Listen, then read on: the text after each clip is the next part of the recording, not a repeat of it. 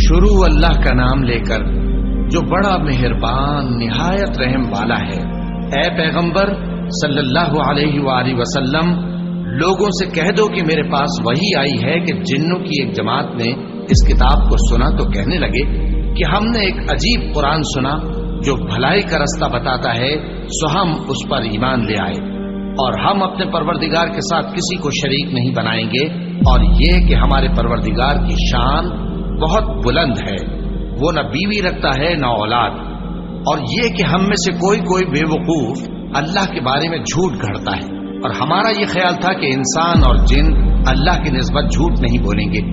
اور یہ کہ بعض بنی آدم بعض جنات کی پناہ لیا کرتے تھے تو اس سے ان کی سرکشی اور بڑھ گئی تھی، اور یہ کہ ان کا بھی یہی اعتقاد تھا جس طرح تمہارا تھا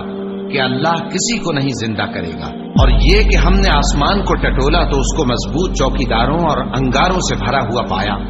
اور یہ کہ پہلے ہم وہاں بہت سے مقامات پر فرشتوں کی باتیں سننے کے لیے بیٹھا کرتے تھے،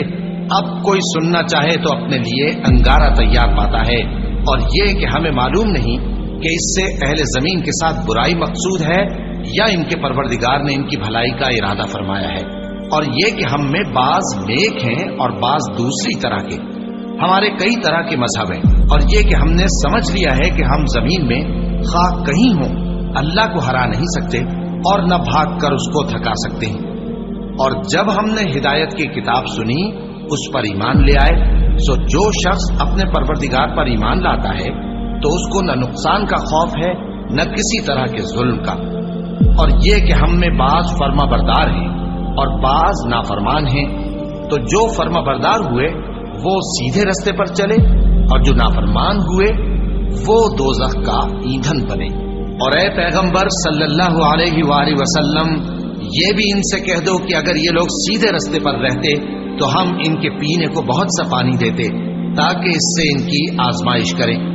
اور جو شخص اپنے پروردگار کی یاد سے منہ پھیرے گا وہ اس کو سخت عذاب میں داخل کرے گا، اور یہ کہ مسجدیں خاص اللہ کی ہے تو اللہ کے ساتھ کسی اور کی عبادت نہ کرو، اور جب اللہ کے بندے یعنی یہ پیغمبر صلی اللہ علیہ وآلہ وسلم اس کی عبادت کو کھڑے ہوئے تو کافر ان کے گرد ہجوم کر لینے کو تھے۔ اے نبی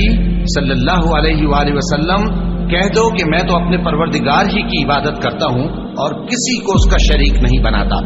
یہ بھی کہہ دو کہ میں تمہارے لیے نہ کسی نقصان کا اور نہ نفع کا کچھ اختیار رکھتا ہوں،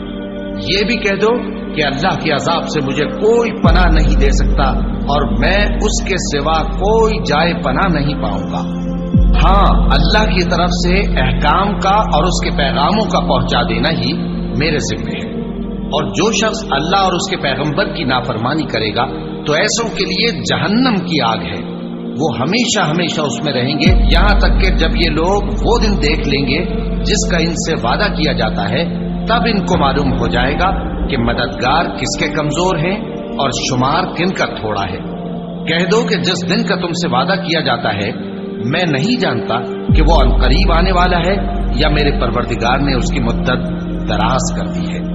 وہی غیب کا جاننے والا ہے، سو کسی پر اپنے غیب کو ظاہر نہیں کرتا، ہاں جس پیغمبر کو پسند فرمائے اور اس کو غیب کی باتیں بتا دے تو اس کے آگے اور پیچھے نگہبان مقرر کر دیتا ہے تاکہ معلوم فرمائے کہ انہوں نے اپنے پروردگار کے پیغام پہنچا دیے،